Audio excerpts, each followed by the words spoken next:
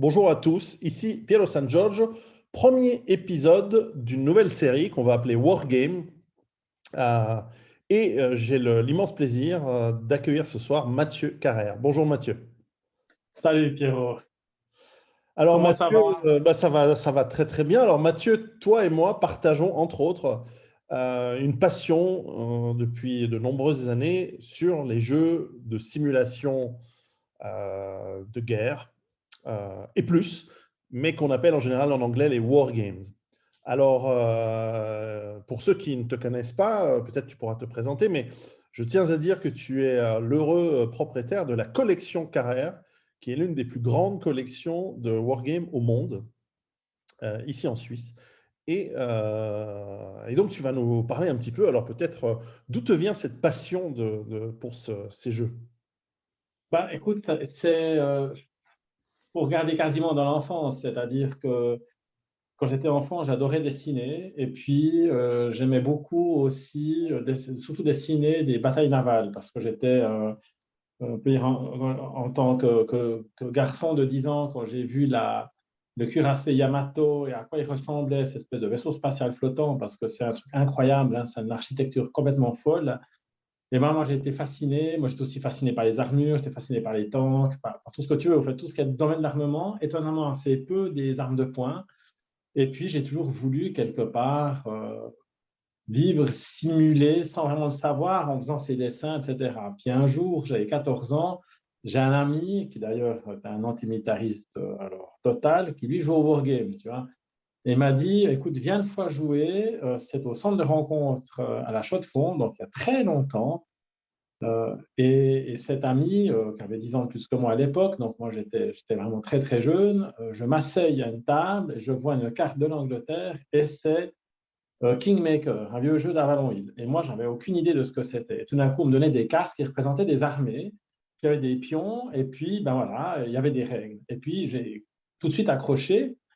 Et surtout, il y avait dans la boîte un petit catalogue Avalon Hill de l'époque et je pouvais regarder tous les jeux qui étaient produits jusque-là. Et je voyais un jeu sur le Jutland, qui est une bataille navale très connue, la bataille navale principale lors de la Première Guerre mondiale, ce genre de choses. Alors moi, évidemment, ça a été le coup de cœur, le coup de foudre, et depuis là, mais c'est fini, quoi. Je veux dire, je suis vacciné. C'est comme ça que j'ai découvert le wargame. Euh, et ce que j'aime dans le wargame, surtout, c'est pas seulement l'aspect simulation, mais c'est surtout que ça raconte une histoire. Donc, c'est ça que j'aime bien. Tu t'imagines des trucs, au fait. Voilà. Alors, c'est pareil pour moi, en fait, parce que j'en viens également exactement. Alors, on n'en avait jamais discuté de ça, mais ça vient exactement la même chose lorsque j'avais, je crois que c'était en 83 ou 84. Voilà, je lisais beaucoup de bouquins sur la guerre du Pacifique et notamment des livres italiens qu'on m'avait filé à l'école, qu'un copain m'avait passé. Et j'étais fasciné parce qu'en fait, je ne savais pas que le Japon avait des porte-avions. Enfin, tu vois, on imagine toujours que c'est les Américains et les Anglais, mais en fait, non, non, il y avait vraiment une flotte extraordinaire. Alors, je regardais ça, puis ils étaient différents. Ils n'avaient pas de grandes structures avec tu vois, des cheminées. Ils étaient différents. Et donc, surtout les classes, enfin, les classes des années 20-30, avec ces ponts étranges à pour un triple décollage, etc. Et, euh, et c'était étonnant. Et puis, bien sûr, les grands cuirassés. Et puis, je baignais dans les films à la fin des années 70, dans les années 80, ces films, ces grands classiques, Couler le Bismarck, La bataille d'Angleterre, Waterloo de Bondarchuk, et plein d'autres qui marquaient, qui étaient visuellement incroyables. À l'époque, il n'y avait pas d'effets spéciaux. Il fallait utiliser des vrais avions, des modèles réduits éventuellement, mais on ne pouvait pas faire des images de synthèse. Et donc, on racontait l'histoire à cette époque. Et la guerre était encore proche, c'était 30 ans après la Deuxième Guerre C'est mondiale. clair. Et donc, Un pont plus loin, par exemple, c'est un film extraordinaire qui relataient des vraies batailles. Et j'ai préféré ces films qui relataient des vraies batailles plutôt que des films de fiction, en fait. Et donc, j'ai découvert un peu plus tard qu'effectivement, il y avait des wargames qu'on pouvait simuler. Et moi, j'étais plutôt parti sur des jeux de simulation de la Troisième Guerre mondiale hypothétique, donc à l'époque entre le pacte de Varsovie et l'OTAN. Et j'avais, comme je suis créatif, donc j'avais acheté la série de 3W qui s'appelait World War III et qui avait un module pour l'Europe centrale, un module pour le nord de l'Europe, les pays nordiques, un module pour les Balkans et un module pour le Moyen-Orient. Et donc, forcément, j'ai designé les modules qui reliaient ces cartes avec un module qui remontait dans le Caucase, un module qui faisait le Proche-Orient, le Liban, etc. Et ensuite, parce qu'on est fou, j'ai dessiné la Corée et des parties de la Chine pour faire une vraie guerre mondiale. Et donc, ça remplissait toute la maison de mes parents qui étaient furieux de voir tous ces petits pions et qui ne comprenaient pas. Et à la fin, l'aspirateur passait. Heureusement, on n'avait pas d'animaux. Et donc, c'est de là, effectivement, comme toi, Avalon Hill, Gettysburg et plein d'autres. Et puis ensuite, on découvre les jeux de simulation sur ordinateur qui étaient tout nouveaux à l'époque. Et je suis devenu programmeur comme hobby pour l'un de ces jeux plutôt opérationnels qui s'appelle The Operational Art of War. Alors ça, c'est à la fin des années 90. Et excellent, ça. au début des années 2000, j'ai programmé pour ces jeux, pour cette société. J'ai fait pas mal de scénarios, dont certains sont plutôt des monstres, des scénarios de monstres. Et bref, donc j'ai plongé là-dessus, mais je suis loin d'avoir ton expertise. Et c'est pour ça que je voulais t'interviewer. Et nous allons faire dans les prochains épisodes plein d'autres activités intéressantes et ludiques. Ça, c'est clair. Je crois qu'on a tous les deux été abonnés à un magazine français de qualité qui s'appelle Vae Victis. Tout à fait, ouais. Alors, dis-moi un petit peu, le wargame, quelle est son origine et d'où vient-il? Mais je crois que l'origine est plus ou moins incertaine. Alors, on a tendance à le dire, ouais, que l'ancêtre du wargame, c'est un ancêtre du jeu de Go qui a plus ou moins apparu 500-600 ans au 6e siècle, je crois, avant Jésus-Christ. On l'appelait le Wu Wei, ou je ne sais plus comment il s'appelle, un nom un peu bizarre.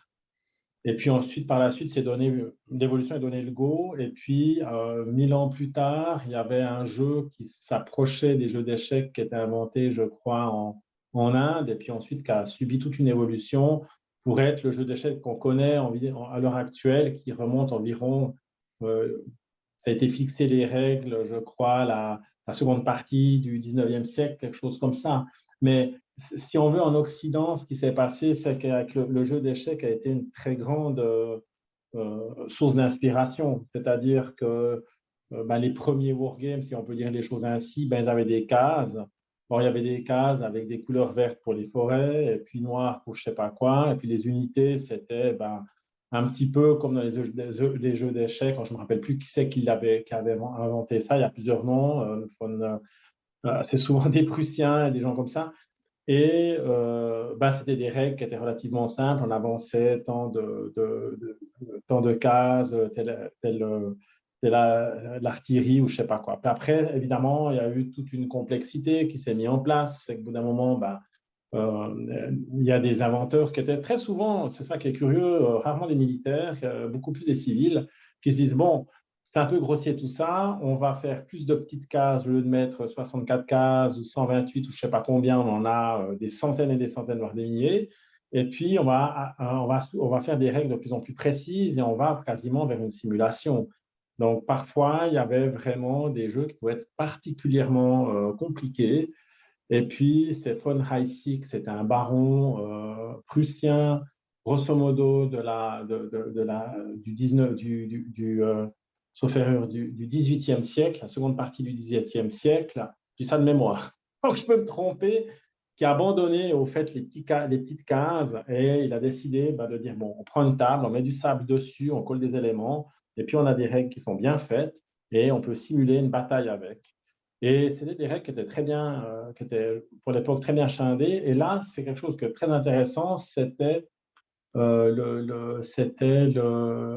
le roi, c'était le Kaiser William III ou quelque chose comme ça, de mémoire, qui tout d'un coup a eu connaissance de ce jeu, je ne me rappelle plus trop comment, et il a été séduit. Et ça, c'est très important. C'est-à-dire que, et ça, on le voit encore à l'heure actuelle, on en parlera un peu plus tard, que si tu as un leader, si tu as le gros boss de fin de niveau qui trouve ce que tu fais bien, ça passe crème. Par contre, Si tu as toute la base qui, au contraire, trouve c'est super, mais tu as mes échelons supérieurs qui ne s'intéressent pas à ce que tu fais, ça ne monte pas. Hmm. Et il a eu de ce fait, le baron von Reissig, un certain succès. Et ensuite, c'est son fils qui a repris. Et lui, il a été un peu plus loin. C'est-à-dire qu'il n'a pas simplement fait un jeu tactique, mais a fait un jeu un peu plus opérationnel, c'est-à-dire avec des manœuvres, des machins, voilà, etc. Et puis, c'est surtout dans le milieu militaire, qui était très conservateur, ça les embêtait, hein. Clairement, ils n'aimaient pas ça, ça a été dénigré. Et puis, le pauvre fils Heissig s'est donné la mort je crois, en 1827, quelque chose comme ça. Donc voilà. Mais ça a été, on parle beaucoup de von Reissig, père et fils, qui a été vraiment le coup d'envoi. Voilà, vraiment, le jeu a pris un effort, a pris une ascension, a inspiré des généraux. Et puis tout le 19e siècle, c'était visiblement une étude entre la jouabilité et la précision. Donc, tout ça qui se passait, alors je ne me rappelle plus exactement quelles sont on va dire, toutes les articulations, mais par exemple, le plan Schlieffen, en charge encore de mémoire, a été en grande partie, on va dire, testé à coup de wargame, même si ça a été un échec au final. Mais ils ont dit, on réussit à condition qu'on ait un peu de chance quand même. Donc, voilà. Et le wargame ensuite a été intensément utilisé par les armées, que ce soit allemandes, en l'entre-deux-guerres, parce que de toute façon, ils n'avaient plus d'armées entre l'an. Au moins jouons, faisons quelque chose d'intelligent. Et puis les Américains qui ont été à fond. Mais une autre histoire que je trouve géniale, que j'adore raconter, c'est celle de, je crois qu'il s'appelle John Clerk. Et on est à la fin du XVIIIe siècle.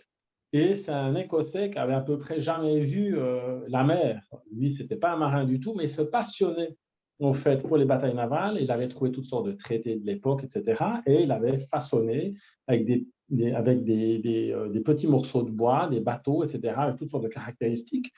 Et ce jeu était une véritable stimulation très précise. Et un coup de bol, hein, c'est l'amiral Sir Rodney qui en a pris connaissance, qui a trouvé ça formidable, et ça a beaucoup donné d'idées finalement à la marine anglaise pour battre, en définitive, ça donnait les bonnes idées pour battre les Français à Trafalgar, parce que les batailles de ligne de l'époque de ces voiliers, une ligne passait comme ça, on va faire comme ça, il passait, et puis c'est tout. Donc, il n'y avait pas vraiment de bateaux détruits. Souvent, c'est des batailles qui étaient, pas si décisives que ça. Et c'est Nelson qui va briser, on va dire, cette tactique en fonçant dans le tas. Et c'est grâce finalement, certainement, au calcul de John Clerk en disant on peut foncer dans le tas, on risque pas trop, il faut y aller. Et puis voilà, et c'est de la simulation, quoi. Donc, Alors, etc. alors justement, tu parles du Kriegspiel allemand, donc, qui était très connu pour les simulations. Et c'est en général, quand tu expliques ceci aux gens, qu'ils te posent la question fatidique que tous les gens qui font des wargames connaissent, c'est mais est-ce que c'est comme risque? Pas vraiment. Risque, c'est ce que j'appelle un jeu de plateau. Hmm. Le jeu de plateau, tout le monde a joué à des jeux de plateau. Le jeu de loi est un jeu de plateau finalement. Et il n'y a aucun mépris pour les jeux de plateau. Moi, je suis un fanatique des jeux de plateau. J'adore ça aussi, hein. Je veux dire, il y a des choses vraiment magnifiques. Donc, ce n'est pas un problème. Mais je dirais le wargame, c'est quand même, je dirais, beaucoup plus orienté, on va dire, on veut vraiment quand même quelque part raconter une histoire, quoi, et surtout revisiter l'histoire. Et je dirais que dans Risque, c'est plus difficile, je trouve assez difficile de se représenter finalement. Là, voilà, je dis quand je joue à Stratego, hein, quand j'étais gosse, ça ressemble pas beaucoup à un champ de bataille. C'est Ah. difficile de se raconter une histoire, de se visualiser le déroulement d'une bataille. Pour moi, voilà, il y a une frontière qui est floue, hein, clairement, et cette frontière est occupée par un terme que je trouve assez à propos, qui s'appelle Warsto, un wargame, jeu de plateau. Voilà, on peut dire que Risk est un Warsto. C'est entre le jeu de plateau et le wargame. Alors, à ce moment-là, les gens te posent la deuxième question en te disant, alors, est-ce que c'est comme les échecs? Non plus, malgré qu'il y a quand même des similitudes. Les échecs, c'est clair que c'est une représentation très, on va dire, très symbolique, où tu as Abstraite. les pions voilà, très abstraits, ce genre de choses, avec, il n'y a pas de dés, et bien effectivement, dans le wargame, très souvent, il y a un élément qui est le hasard, qui est extrêmement important parce que ça met de la friction. C'est-à-dire que, OK, j'attaque à 3 contre 1, admettons que j'ai plus de troupes que toi et que toi, tu occupes une position moyennement défensive. Je me dis, si je suis à 3 contre 1, j'ai une bonne chance de te défoncer. Mais en réalité, il y a toujours une petite, on va dire, une issue qui peut être défavorable. Et c'est dans la réalité, c'est-à-dire que le wargame va inclure, va pour moi inclure essentiellement aussi un certain nombre d'éléments, on va dire, imprédictibles, quoi, vraiment, voilà. Puis deuxièmement, même si certains wargames peuvent à certains égards être symboliques, genre dans le traitement de l'aviation dans un jeu, par exemple, grand stratégique sur le front de l'Est, c'est assez abstrait. Néanmoins, on arrive quand même à se représenter ce que c'est et à se raconter une histoire. C'est plus difficile avec un jeu d'échecs. Et je dirais le jeu d'échecs, comme disait mon père, c'est vraiment la mise à mort de l'intelligence de ton adversaire, ce qui n'est pas forcément le cas du wargame. Tout à fait. Parce que l'élément du hasard est fondamental. Alors évidemment, ça dépend de la conception du jeu et de quelle place le concepteur de ce jeu a laissé au hasard, parce que tout ça, c'est évidemment difficile. L'autre grande différence que je trouve et qui explique pourquoi je déteste les échecs et j'adore les wargames, c'est que la vie ne met jamais les gens de manière égale face à face, et encore moins les armées, encore moins dans les guerres. Et donc, Oui. nous n'avons jamais des armées avec exactement le même nombre d'hommes, de terrains, d'unités, de types d'unités. Et si l'échec, pour moi, les échecs, c'est un jeu qui demande de l'intelligence, qui demande de grandes capacités de calcul. Au fond, c'est un backgammon plus élaboré avec le hasard en moins. Mais les wargames ont surtout été utilisés. Alors, je vais te replonger dans la période avant les wargames commerciaux.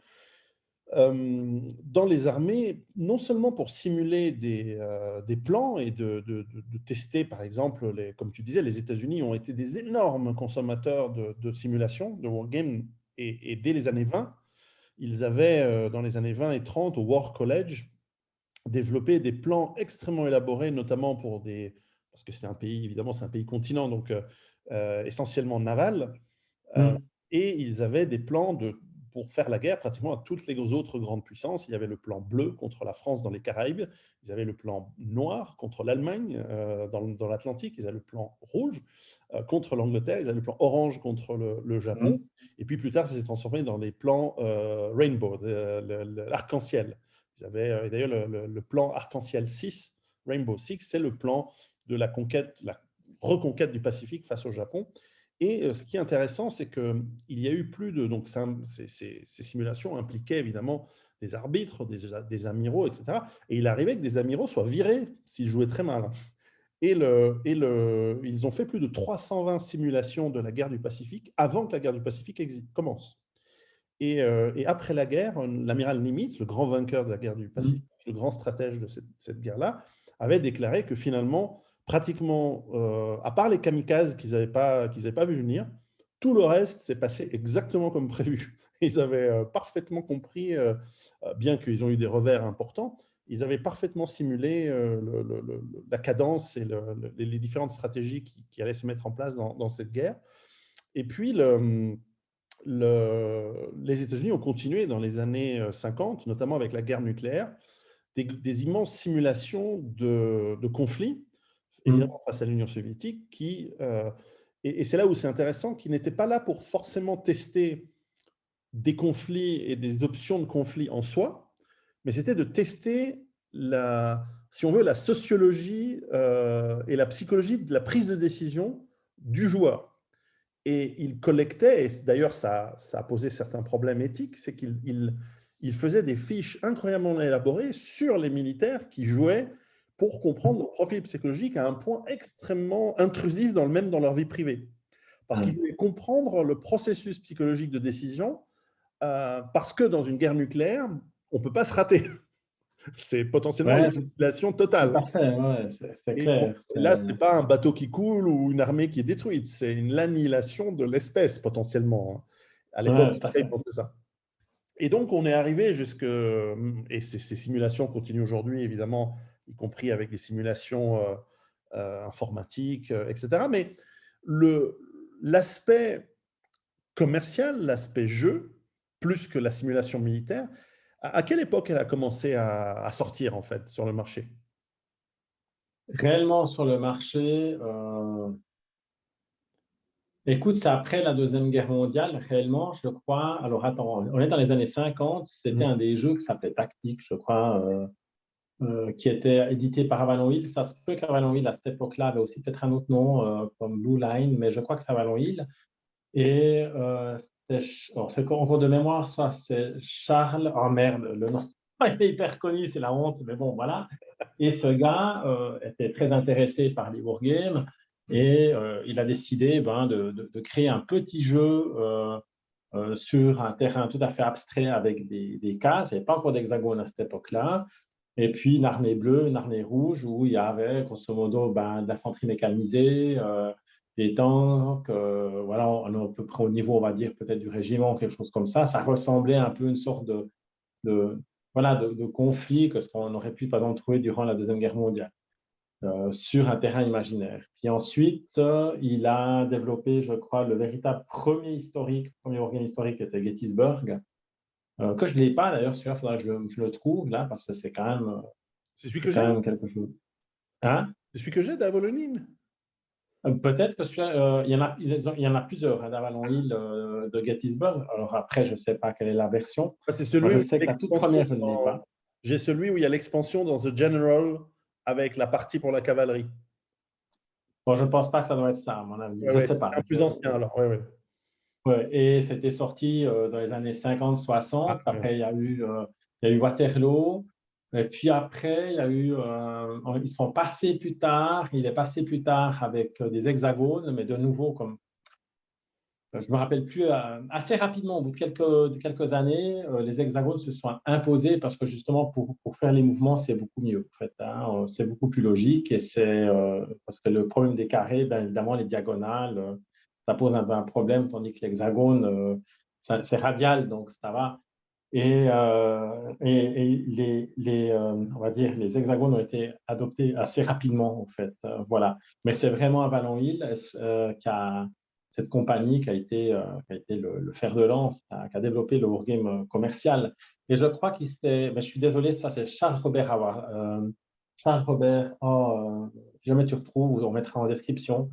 Mhm. C'est c'est la honte d'oublier ça, mais c'est pas grave. Ah, Et, euh, et ce qui est assez étonnant, je crois qu'il a un peu inventé le wargame parce qu'il était, sauf erreur, c'était un peu un gratte-papier en tant que militaire dans un bureau, il s'emmerdait et puis il a créé en fait, le wargame commercial. Voilà, simplement, il passait des soirées à s'ennuyer, il disait bon, moi, je vais faire quelque chose. Et puis il avait un esprit fortement entrepreneurial. C'est Charles Roberts. Voilà, Charles Roberts.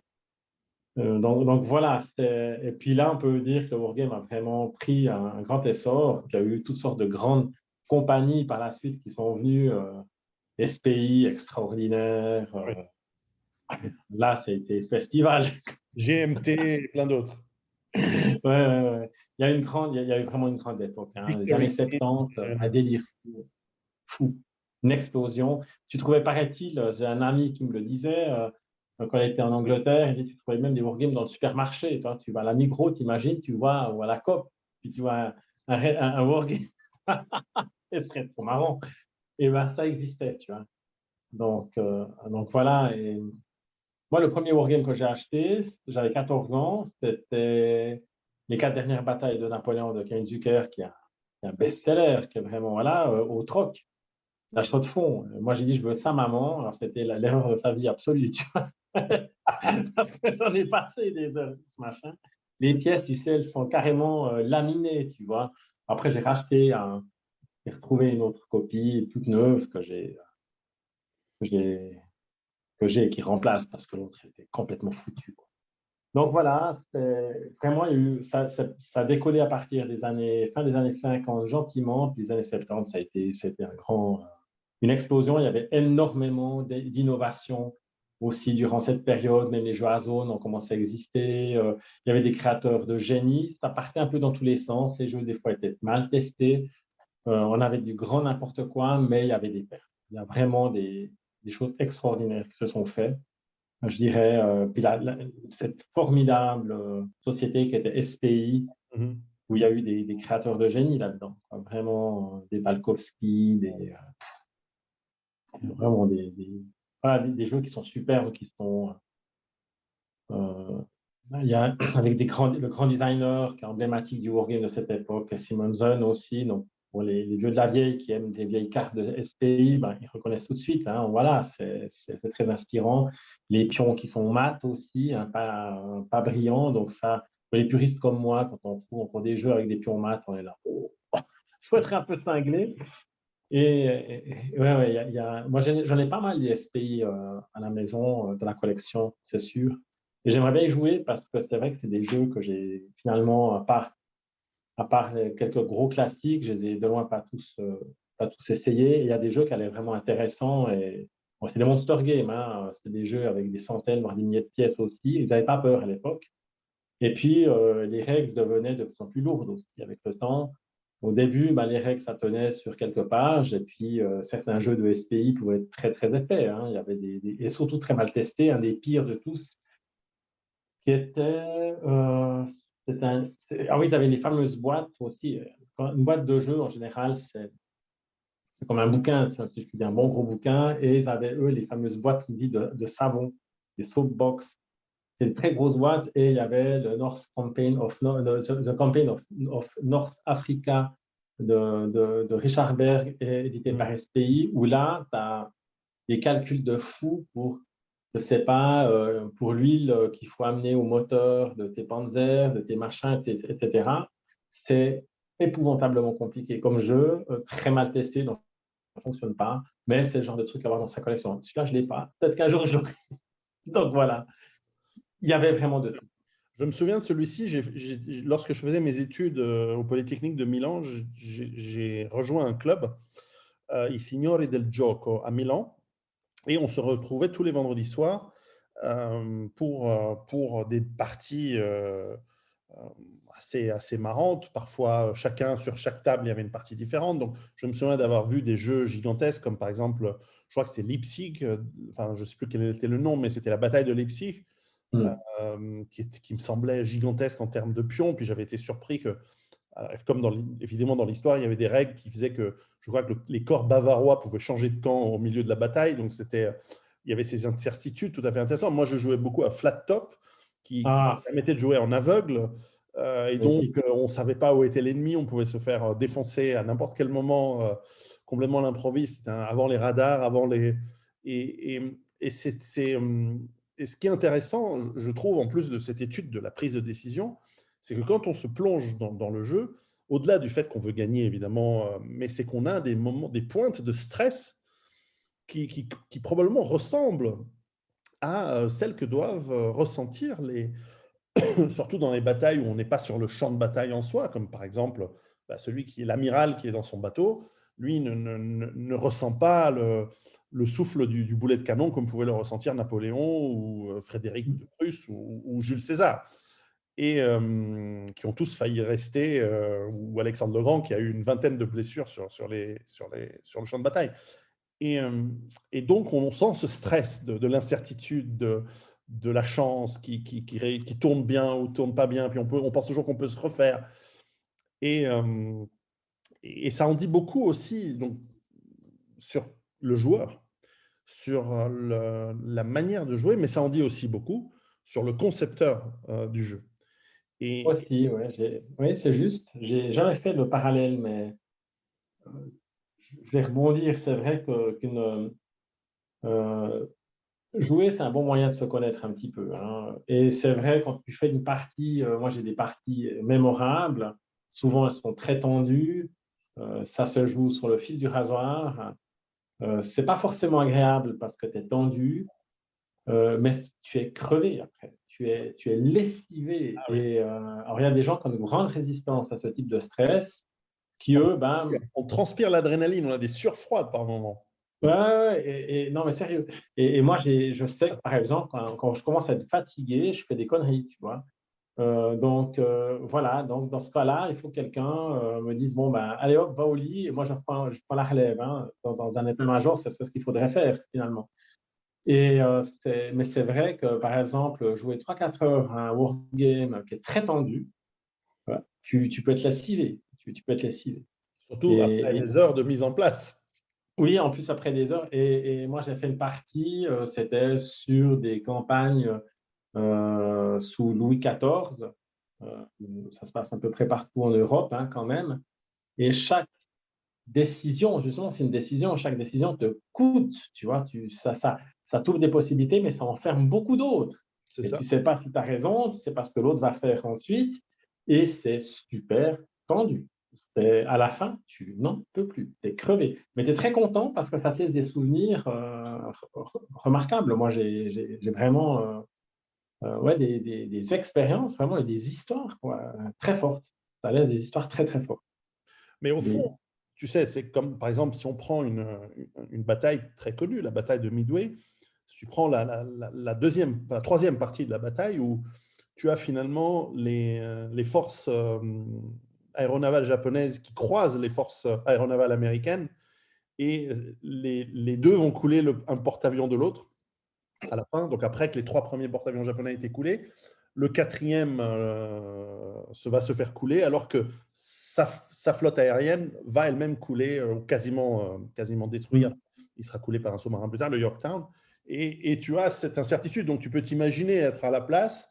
Et ça, je l'avais vécu plusieurs fois dans Flat Top où tu vois, tu repères enfin la flotte ennemie, tu lances ton attaque, tes avions s'approchent et juste avant que tu attaques, tout d'un coup, ton adversaire, l'arbitre dit ah, tu vois des avions qui arrivent, et parce que en fait, lui savait que l'adversaire aussi t'avait repéré, et donc tu es surpris. Alors, est-ce que tu avais gardé des avions de chasse pour protéger ta flotte, ou alors est-ce que tu avais tout envoyé pour protéger tes bombardiers ou tes torpilleurs, tes lance-torpilles? Et donc, toutes ces décisions, comme tu dis, ont un coût, et donc le stress est intense, et à la fin, bien sûr, c'est un moment de plaisir avec son adversaire du moment, de recommencer, parce que finalement, on peut déjà changer de camp pour faire une partie inversée et se Tout à mettre fait. à la place de l'autre, mais aussi on peut se dire, ah, tu vois, je pensais vouloir faire ça, mais ça a marché ou ça n'a pas marché. Et on parlait de Gao Gameles récemment. Mm. Voilà, est-ce qu'on veut envoyer, pourquoi est-ce qu'on envoie les chariots en premier, ou est-ce qu'on enverrait plutôt et après, on peut s'amuser à changer les options. Et ça, c'était beaucoup ce que faisaient les militaires. C'est que se passerait-il si, 3 petits points, tu changeais l'ordre de bataille, tu changeais la disposition, tu changes les commandants. Il y a des jeux qui simulent la qualité, la compétence Tout à des fait, ouais. commandants de différentes unités. Et effectivement, on peut simuler différentes, et même des guerres ou des batailles qui n'ont jamais eu lieu pour imaginer que se serait-il passé si le Japon avait attaqué l'Union soviétique en 1941, etc., etc. Et donc, ça en dit beaucoup sur le concepteur parce que ça permet une créativité, et c'est là où il n'y a pas beaucoup de créativité dans les échecs. Il n'y a pas tout d'un coup, en jouant aux échecs, un pion que tu n'as jamais vu qui apparaît sur l'échiquier. Non, effectivement. Ah, je sens le dragon. Mais il n'y a pas de dragon. Ah si, si, moi j'en ai un. Et alors que dans les jeux, des règles peuvent prévoir des unités surprises. Alors, les jeux de cartes sont très à la mode depuis une vingtaine d'années. Des cartes qui donnent des événements aléatoires plus ou moins rares, plus ou moins inattendus. Et donc, les possibilités sont très vite infinies, ce qui rend le jeu difficilement ennuyeux à terme. Tout à fait, ouais. C'est clair, il y a un côté. Après, ce qui fait aussi un bon jeu, c'est le fait que le jeu soit bien testé. C'est-à-dire que tu as des jeux dont les règles sont mal fichues, on laisse plein de points d'interrogation, ben, c'est un peu embêtant. Enfin, ça, je pas dire que c'est souvent le cas, mais ça arrive. Le, la phase de playtest dans le design d'un jeu, c'est fondamental. Moi, j'ai un ami qui qui design d'excellents jeux, Walter Wejowski. Il passe énormément de temps à tester, ce qui fait d'ailleurs le succès de ces jeux. C'est parce que c'est des jeux qui sont très bien équilibrés, dans le sens qu'il y a des conditions de victoire qui sont à la fois justes et en même temps challengeantes. Donc voilà, mais ça demande un art, ça c'est un art. Hein. Mais il est vrai encore une chose auquel tu as mentionné, c'est que très souvent après la partie, on passe un moment à commenter aussi, c'est assez rigolo, on peut assez bien rigoler. Et puis aussi pendant la partie, des fois, je sais pas, quand tu lances une charge de cavalerie et puis que tu joues, je sais pas, Blücher ou n'importe qui, tu fais le zouave, tu es là, ouais, c'est toujours très rigolo, c'est toujours très drôle, des bons moments. Oui, l'intérêt aussi des simulations, au-delà de voilà, imaginer des conflits qui n'ont pas existé ou des configurations de bataille différentes de la réalité, comme tu le dis, c'est aussi le défi des conditions de victoire. Parce que, par exemple, pour prendre si tu simules je sais pas, la deuxième bataille de El Alamein, comme les appellent les Anglais, ma grand-mère, si elle jouait le côté anglais, elle gagne, hein, il n'y a pas de problème.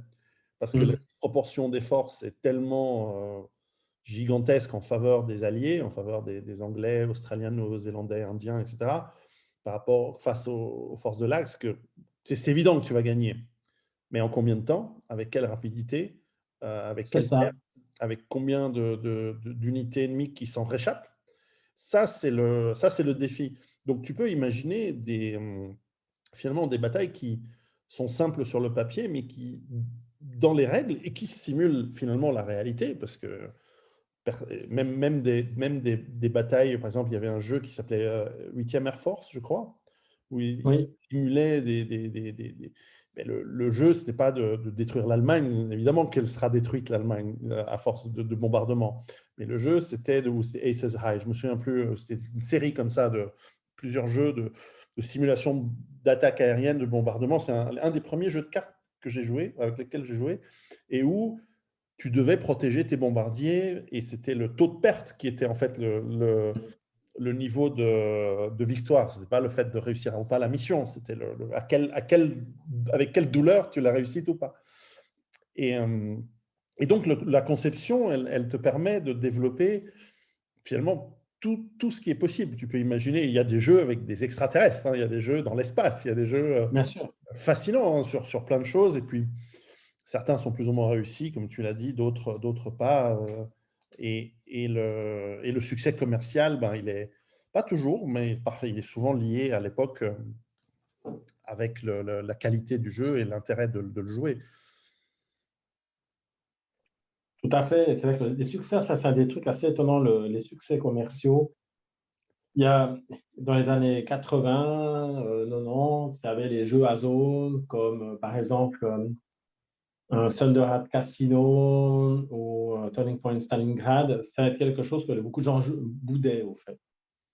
Ça a mis du temps parce que tout le monde est très focus sur l'hexagone, et ça a pris du temps, mais à partir d'un certain instant, les jeux à zone ont eu du succès, parce que il y a souvent des jeux qui sont excellents, qui ont 5, 10, 15 ans d'avance, en fait. Hein, ça existe. Et au moment où où tu les mets sur le marché, tout le monde les boude, et puis ça sera bien plus tard que tout le monde va les trouver formidables. Voilà, je pense que par exemple, des card-driven games, si ça aurait été inventé dans les années 50, ça n'aurait pas passé probablement. Ça aurait été, voilà, les gens seraient là, bof, c'est quoi ces bizarreries? Et l'excellent card-driven game qui est par exemple Path of Glory sur la Première Guerre mondiale a été un succès énorme. Bon, il y en a eu d'autres. Il y a With the People qui fut vraiment le coup d'envoi des card-driven game. Je crois qu'il a été fait je crois que c'est par Mark Herman. Hein, donc voilà, il y a des périodes où c'est propice de faire tel et tel type de wargame. Par exemple, maintenant, ce qui devient un peu gentiment à la mode, c'est des jeux politiques. Tu vois. Et c'est très intéressant. Il y avait le fameux jeu Churchill qui a été un grand succès. C'est fait en plus encore par Mark Herman, qui est le top hein, parmi les designers de Wargame pour moi, sur mes appréciations, c'est le plus grand en fait. Hein. Vivant actuellement, c'est voilà. Eh ben, il y a un jeu où tu simules, on connaît tous les fameuses conférences de Yalta, la fameuse conférence de Yalta, mais il y en a eu beaucoup d'autres en réalité, des conférences où les alliés se retrouvaient. Et tu simules finalement du lobbying dans ces conférences. Oui, il faut avancer dans le front, non, il faut faire de la bombe atomique, etc. Et de toute façon, tu sais que tu vas gagner. Tu sais que tu vas plier l'Allemagne. Mais c'est très fin, c'est-à-dire comment tu vas t'y prendre. Et puis, à peu près, je crois, l'idée est la suivante. Celui qui gagne vraiment, ce n'est pas celui qui est le plus fort à la fin, parce que ça sera sur celui que tout le monde va taper ensuite durant la guerre froide, c'est d'arriver en deuxième. Moi, je dis ça de tête, donc ça se peut que je puisse un peu me tromper, mais j'ai trouvé ça super fin. Et une règle très simple comme celle-là te donne un dynamisme dans le jeu qui est juste de la folie. Donc, c'est un jeu génial. J'ai trouvé extraordinaire qu'on simule maintenant les trucs politiques, tu vois.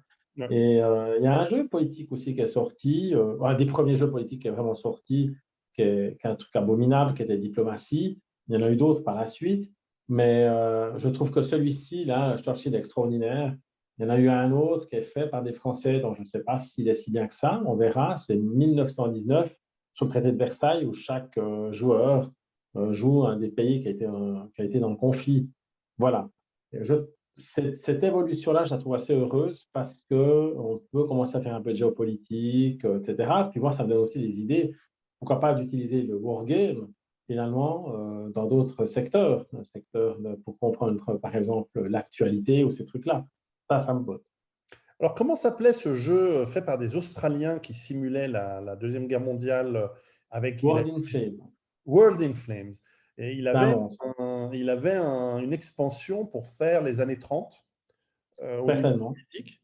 Et je l'appréciais beaucoup pour en fait avoir intégré l'aspect économique, l'aspect productif, où il fallait non seulement combattre, mais choisir finalement, en fonction des points de production que tes industries avaient, combien tu en mettais pour ta flotte et quel navire tu faisais fabriquer, en sachant qu'il fallait pratiquement 4 ans pour fabriquer un navire assez gros, pour certains pays, moins pour d'autres, et que donc il fallait s'y prendre très à l'avance en espérant que lorsque, par exemple, ta flotte est sortie, ton pays il est tellement, comme l'Allemagne en fait en Deuxième Guerre mondiale, qui se retrouve à devoir démonter la moitié des bateaux qu'elle construit, parce que finalement, ça ne sert plus à rien. Elle doit se battre sur terre et non pas sur les mers au bout d'un moment. Et je me souviens plus de l'extension politique qui jouait beaucoup avec des cartes dans les années 30, où chaque grande puissance, la France, l'Angleterre, l'Union soviétique, l'Italie, la France, les États-Unis, l'Allemagne, pouvait jouer, où tu pouvais essayer de couper l'herbe sous le pied à l'autre et finalement changer même, avant même que la guerre démarre, changer les conditions de départ, ce qui rendait encore plus vastes les possibilités. Après, bon, c'était un jeu un peu grand stratégique, donc c'était moyen au niveau des opérations, mais il y avait cette option-là. Et puis, je crois qu'il y a eu plus récemment des jeux, alors vraiment récents, qui essayent de simuler, notamment dans les guerres en Irak des 20 dernières années ou en Afghanistan, non, pas seulement, et même qui ont repris les guerres du Vietnam, qui essaient de simuler non seulement l'aspect militaire, parce qu'il existe, mais finalement des conditions de victoire qui touchent à la psychologie des foules, à la psychologie des populations et de les mettre de ton côté. Et donc, si tu fais trop de bombardements, tu vas aliéner la population et elle sera contre toi et l'ennemi va se régénérer plus vite et avec plus de troupes contre toi. Et si tu n'utilises pas ta puissance, évidemment, tu avances moins vite. Et donc, c'est à toi de comprendre quelle stratégie est finalement la plus adéquate. Et ça, je crois que c'est assez récent, ces jeux-là. Il y avait, je ne sais plus si c'est Alors, GMT qui en a fait comme ça, peut-être pas. alors ça, oui, il y en a plusieurs. Mais déjà, par exemple, un jeu qui incluait cet aspect politique, par exemple, c'était Korean War de chez Victory Games, qui est pour moi peut-être un des sommets du wargame. C'est difficile de faire un aussi bon jeu que ça. Et bien justement, en tant qu'Américain, ça sur la guerre de Corée, tu choisis finalement si tu vas engager beaucoup de troupes ou pas, si tu vas commencer à faire des bombardements partout, etc. Et le problème, c'est que plus tu engages des forces, plus tu engages des moyens, plus, etc., tu fais des bombardements profonds, etc. Voilà, tu vas accumuler finalement des points de tension. Et si ça va trop loin, ça peut déclencher la Troisième Guerre mondiale. Si c'est le cas, tu as perdu. Donc, fais très attention pour que tu n'as pas trop la défaveur, on va dire, euh, que ça n'enraye pas complètement on va dire, ta politique extérieure, quoi. Tout à fait. Et ça, c'est très fin. Donc, ouais, j'ai envie de bombarder là, mais si je fais ça, ça va me coûter cher d'un point de vue de l'image, de marque, de la représentation. C'est pas génial. Après, tu as d'autres jeux qui sont venus, notamment la fameuse série Counter-Insurrection de contre-insurrection, où chaque joueur joue, on va dire, c'est généralement 4 clans, et chaque joueur a des règles très particulières. Donc, par exemple, il y a un jeu qui s'appelle la Distant Plane, qui est sur l'Afghanistan.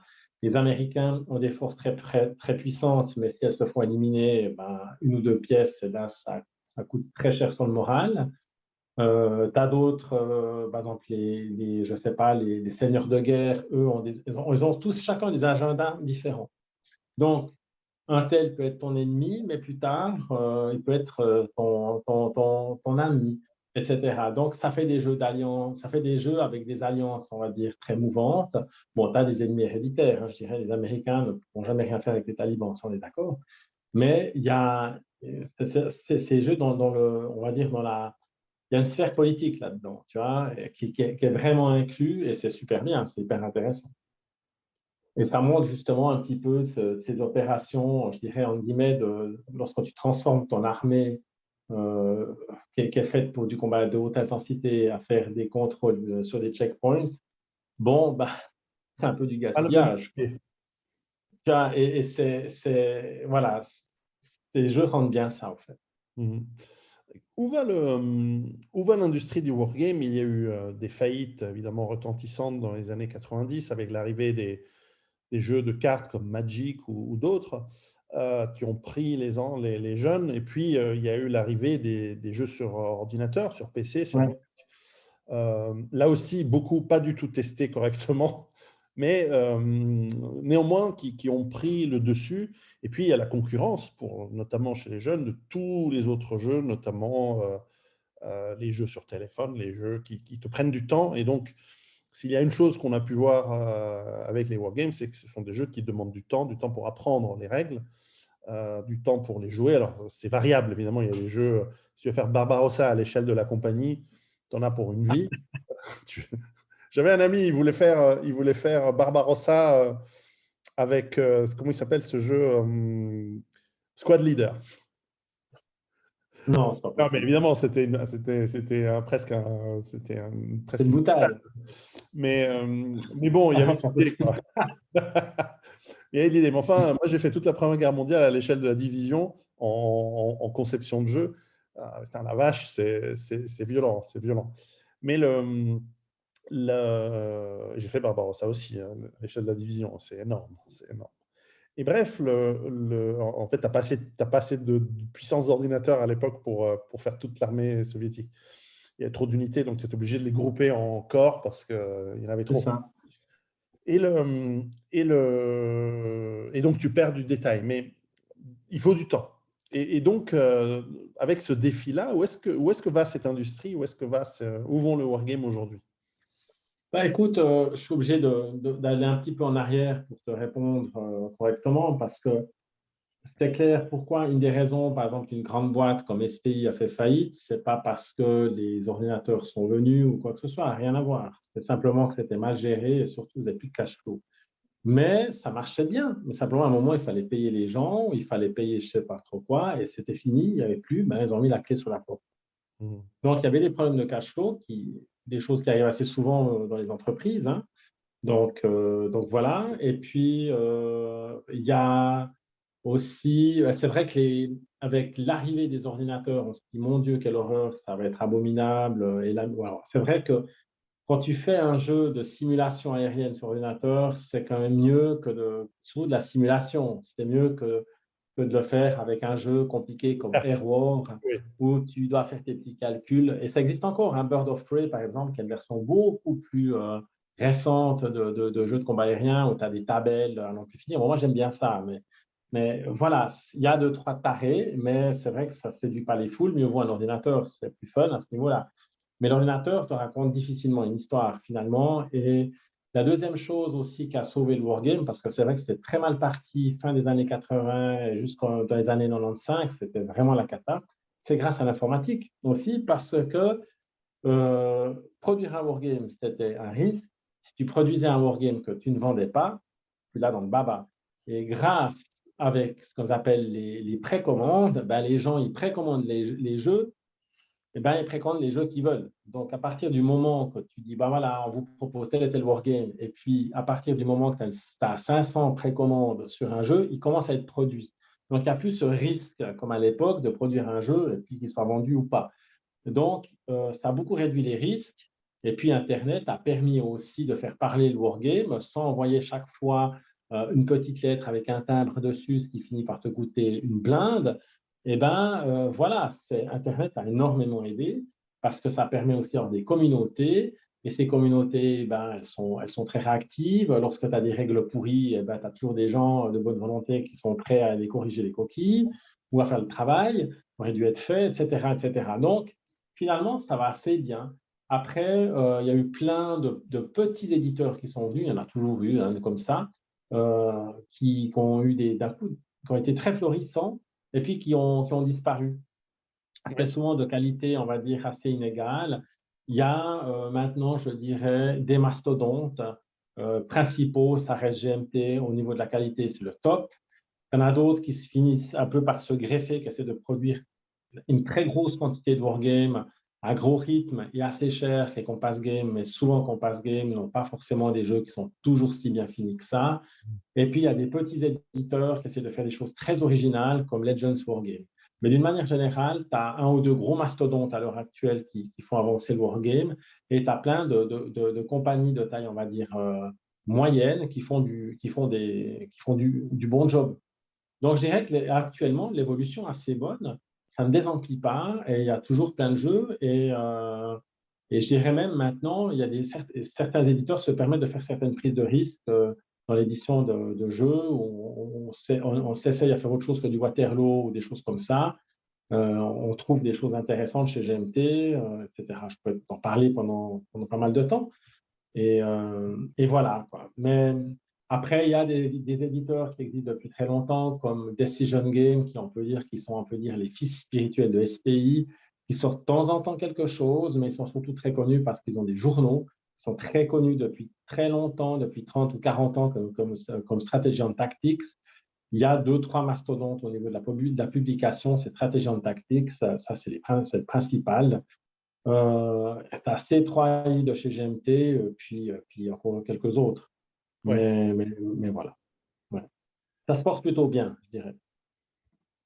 Très bien. Alors, je crois que c'est bien pour un premier épisode. Et dans le suivant, nous allons parler des différentes époques et des jeux qui sont les jeux les plus emblématiques et les plus intéressants Ouais. pour les grandes époques historiques et qui peuvent nous intéresser. Mathieu, je te remercie Merci beaucoup, Pierrot. Hein. et à très très bientôt. À très bientôt. Hein. Ciao, ciao.